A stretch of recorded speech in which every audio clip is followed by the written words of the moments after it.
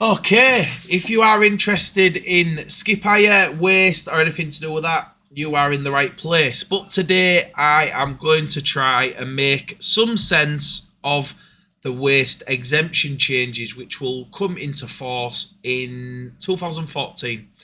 A man rang me. I know a lot of people say, on YouTube, oh, this guy rang me, and they pretend to make a video. Well, I've had a lot of people who've asked me about different exemptions and what they should register. And to be fair, you might as well register them now because they're going to be taken away. There'll be a little transition period, 6 to 12 months, but they will all be taken away from companies that deal in waste as a business, which I presume is me or you. So what a waste exemption for is a low-level waste handling job. So, for instance, you're a tyre fitter, you take a tyre off, you store all your tyres up for 2 months, and then the local tyre recycler comes along, picks them tyres up, and then he does the recycling. He would, under the new rules, be required to have a permit. So I'm going to explain to you what exemptions you need. So as a skip company, you have a couple of exemptions that are very specific to dealing with actual waste. Sounds a stupid thing to say, but some of the exemptions are for paper, different things. It can be chicken manure, or you're cleaning your chicken sheds out and you have a big composting pile. All things like that are covered under exemptions. A list of U exemptions. The U stands for use. Then you have a T exemption, which is treatment. So for instance, the use could be you have chicken manure and you spread it on your land. That would be a U and potentially covered by a T, so it would be covered by 2. Then you have an S exemption. The S stands for storage. The ones we're interested in is S1, S2. S3 we're not so interested in because that is more to do with septic tanks, so sludge and things like that. You get a sludge and you store it, but it can be still used by companies who do gully cleaning and things like that. So they have a road sweeper and they end up with some sludge at the end of it. The basics of an exemption are this. You will be given a list of what you can do, what you can't do, and the codes of waste you can take. What I will tell you, with 99% of these exemptions, they don't give you a waste code that is any good for a waste company. So that sounds ridiculous, doesn't it? But you have different codes of waste. So for instance, manufacturing waste or waste from your house or whatever could be covered under a 2000 code. So 2000, which basically means all the codes will start with a 200. And then they will be in that category. Then waste coming from a waste transfer station is a 19 category, manufacturing a 17, and different things like that. And these are all listed online. You can have a look at these thousands and thousands of codes. They are called the EWC codes, European Waste Codes, when we're not in Europe. Brilliant. So let's pick an example of an exemption that you would use. This is directly for the man who rang me up this morning and asked me which exemption he needs because he was a bit confused. So I'm going to put this video on tonight and it will give him all the information he needs. All these little skip companies around the country that are operating a little bit against the rules, shall we say, they don't have a permit and they operate sites and they've got nothing in place to run a proper job. What they do is they run on an exemption which is called a S1 or an S2, which stands for Storage 1 and Storage 2. Because all you're doing is you're storing your waste before it goes somewhere else. The problem is with these exemptions is that an S exemption is made not for a waste company, it's made for a business or a farm or somebody like that. For instance, it would be made for a builder who has 2 skips outside his unit where he goes back to one night to put his tools away. He brings the waste back from the job. He puts the wood in one, he puts his waste in another and bricks in another. That would be classed as a business that would be on an exemption because they don't deal in waste. Okay, so if you want an exemption, this is what I recommend you to read. You go on the Gov website and type in S1 or S2 exemptions. And they will give you a list of what you can and can't do and how you do it. But I will basically run you through it if you register an S1 and S2. You can basically store waste. That's the top and bottom of it. You can store waste in a container, in a secure place, something like that. It might be inside a building, it might be in a skip covered over with a net or whatever. So what all the small companies do, or businesses that are doing actually need it, they will get a 40-yard skip or a big skip, and they'll come back with the little skip lorries, tip them out into a yard, and literally as soon as it hits the floor, bang, straight into a 40-yard skip. That's it, covered over. And that would be covered under an exemption as long as the skip has not been hired out as a skip. Sounds stupid. But if the skip has been on your building job, that would be completely allowed. If it's your own skip for your own business, and you could get away with it. If you're hiring out, definitely not. But let's go to the codes that you can do.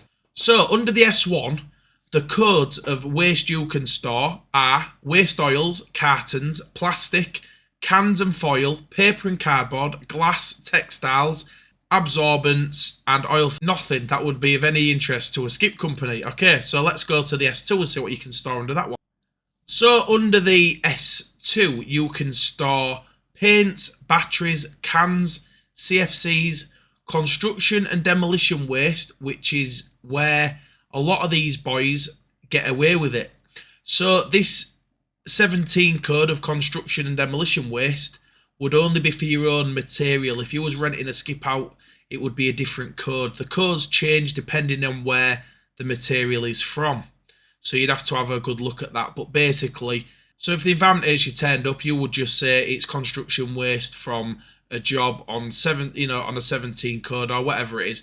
And it would be difficult for them to prove unless they followed the lorry. And this is what is annoying the Environment Agency, because under these exemptions, you don't need to actually keep a great deal of paperwork. If you go onto the internet and type in S2, you will be able to have a look at all the codes you are able to store waste. And I can tell you, there is a great deal of them, which makes it very useful to people running a small business. Going back to what we were saying there, the S1 and the S2 is the exemption you need now. If you're running a little skip yard, 1 or 2 trucks, and you just need an exemption, go on to S2 and have a look what you can store. There is a million ways round getting away with it, if I'm being honest. And there's been companies in my local area over the years, I'm going back a few years, who've run under an exemption for years and years and years and got away with it. The Environment Agency have got to physically catch you with a skip being tipped out what's from a job, and it's so difficult. If the Environment Agency turn up, these lads, they just say, it's just off a local job of my own, and that's it. If it's your own waste, nothing they can really do. It's all about what you say. But what the Environment Agency won't put up with is big piles of rubbish. They don't like that, because it's very difficult to argue that it's just from your own job if it's a big pile. There is some changes coming, and the changes are basically to do with trying to stop. There is some changes coming which will massively change this industry. And what the changes are going to be is the Environment Agency have said in regarding the S1 and S2, you will need to keep strict paperwork of where all the material has come from. This will make it very difficult for people to hide the fact that they have a transfer station, because they, by law, will need to be able to get your records. And let's say, for instance, you use a particular company and you get a big skip off them and you take wood into them. Let's say wood, for an instance, you take wood into the local company. The Environment Agency can go back to that company and say, right, give us a list of everything that they have had into this place. The Environment Agency, by law, have the right to ask for that documentation. They don't need any court orders or anything like that. It must be available at all times. It's part of your permit. So if you're taking your material to a permitted site, the Environment Agency can just go in there and say, give us a list of everything that they've taken. So that will stop anybody running a small scale waste operation, because the problem with it is the tonnages will be too high. A builder will not produce 10 tons of wood every week, or 5 tons even. It just wouldn't be possible. So I think that's the way that they're going to try and get around people having an exemption for a waste company on the storage. What they've said is for companies who've got a permit, is that if you have a permitted site, you cannot put any exemptions onto a site that already has a permit. So basically, for people like us who've got permits, we are really in the shit if we use one, which we do for different things. We might have a load of fridges in one spot and keep them all together, put them in a 40-yard skip, shut the door. We won't be able to do it because we won't be able to register exemption. Obviously, the environment agency would need to physically come round, check every, if you were storing them inside a building, and physically check that you was doing that. It's unlikely that it's going to cause massive problems to people with a permit unless you really rely on them for other parts of your business. What I would say to people is the rules are changing from 2024. So go onto the Gov website.